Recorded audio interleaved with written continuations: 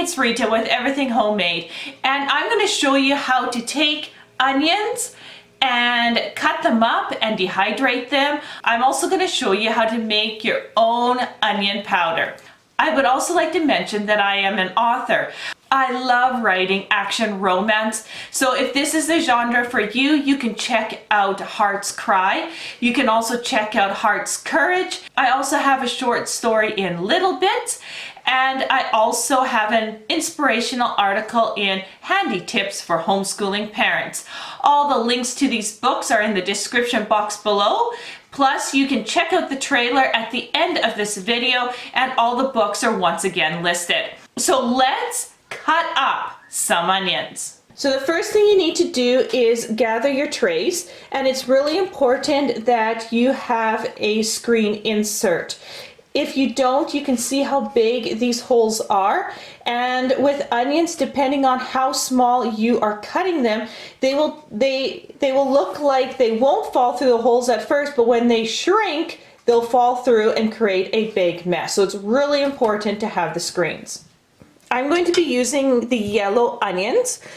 I really like the strength and the flavor in a yellow onion, and I like that when I make the powder has a nice yellow tinge. Now, if you don't want that, use a white onion. It really doesn't matter what you're using when it comes to onions. It just depends on what you like, how much flavor you want.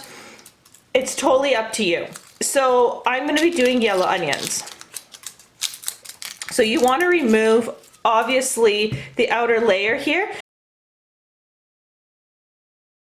Okay, so this is totally up to you. However small you want to cut your onions or however big is up to you, but I prefer to have them cut up a bit smaller because my family is kind of divided in half when it comes to onions. Some like to see the onions in their soup and some don't. So I don't want to cut them too big. I just want to kind of dice them up. And I'm not going for perfection here.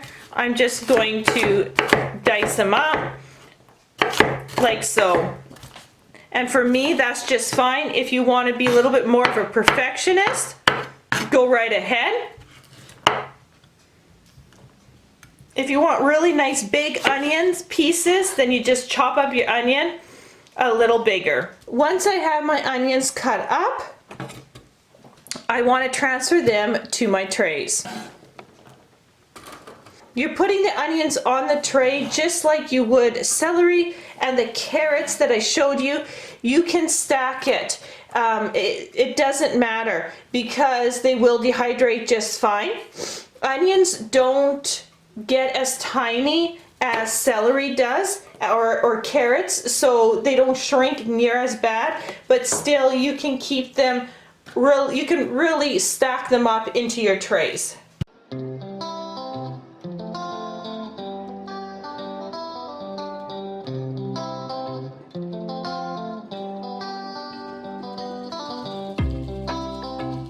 Another way to chop these up is just cutting it right in half and then cutting them like this, and that forms a ring that comes apart. So they're kind of like half moons here, and you can put them on. So I'm going to do this one in half rings just so you can see it.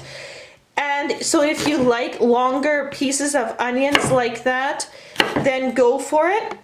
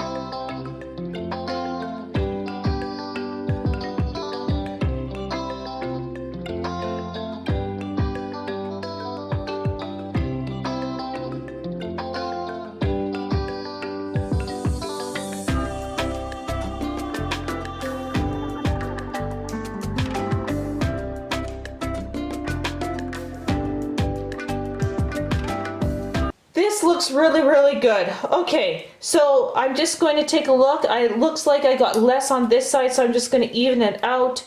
And this is how full you can make it, which you can jam pack lots of onions onto these trays.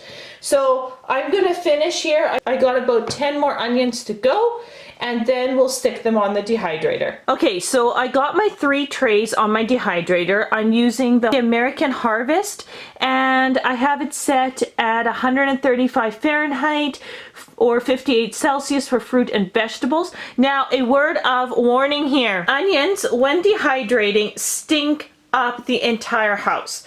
So if you can do this outside and move your dehydrators outside to do onions, I would highly recommend it. If you can't, do it in your basement. I am doing mine in my basement, but I'm going to hear about it from my family tonight because they'll be like, Mom, it smells like onions in the entire house. The smell does go away, but be prepared. And if it wasn't the middle of winter, I would be moving my dehydrators outside. Now that everything's set up, it's time to plug in your dehydrator. I find that onions take about 24 to 36 hours to do, and I will show you how they look when they're done. Okay, so the onions are done, so let's take a quick look at them. And you can see the wonderful color there. Remember, I did yellow onions, so they look a little more yellowish. If you had white onions, they would look a lot more white, and so forth and so on. So again, when I touch them, you can feel the dryness with your hands.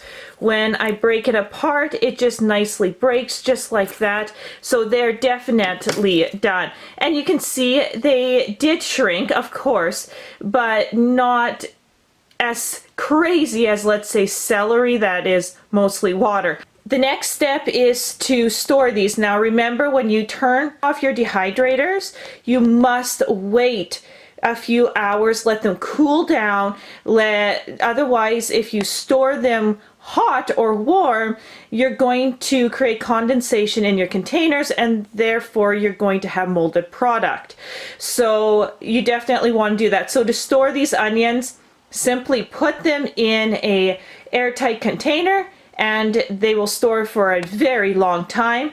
I made mine a little bit bigger. Remember, it totally depends on what size of onions you want.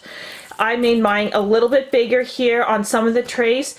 Now what I want to do is, if you're not going to store these whole, I'm going to show you now how to make powder.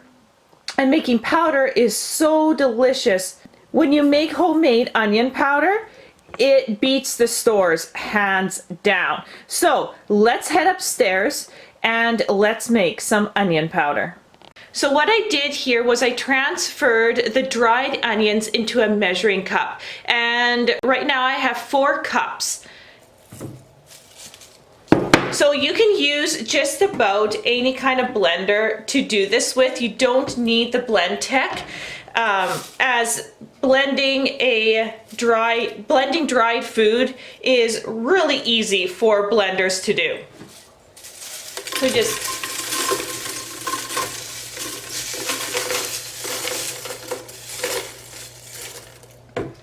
So I'm going to blend the entire 4 cups at once. I do find when you fill up your blender to the max, it creates a smoother powder than if you would just use a little bit of the dry food. So what I like to do is make sure that I have dried enough to do full loads. Okay, so what I like to do is turn my blend tech on. I like to put it on fairly high. If you put it on too low, what it does, it just kind of chops them instead of making this beautiful powder. So let's turn it on high.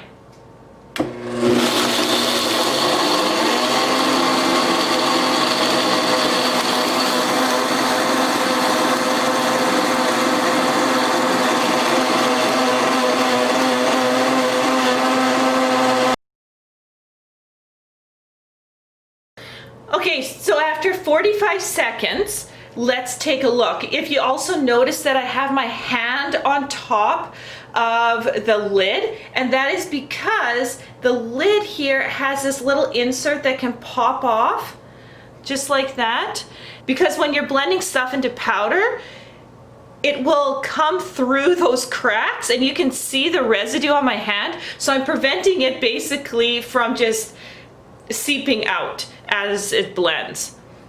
Okay, so let's take a look. I'm checking for any bigger bits and pieces to see if I need to blend some more. Okay, you can see the lid there. Look how smooth it is. So that's a really good indication that just the right amount of time. Okay, so let's take a look in the blend text. You see that? It's smooth. I'm going to take my hand in there to pull some out. And I can rub my hand through the onion powder and I feel no lumps or crispy pieces. So that looks really, really good. So now let's measure to see how much powder we got from 4 cups of dried onions.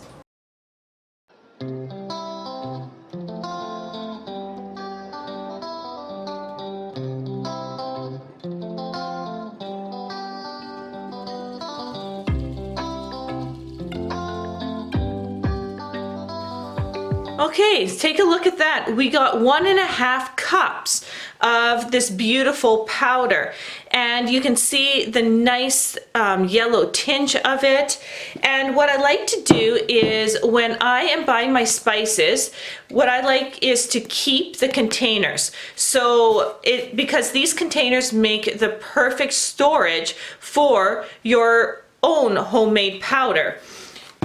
Other than that, when you are done making your powder, it's really important to touch the temperature of your powder because you're putting it on, because you're using your blender on such a high setting, it actually heats up the powder. So you don't want to store your powder when it is warm. So give it an hour, just cover it lightly with a cloth and just give it an hour to cool off before you store it away.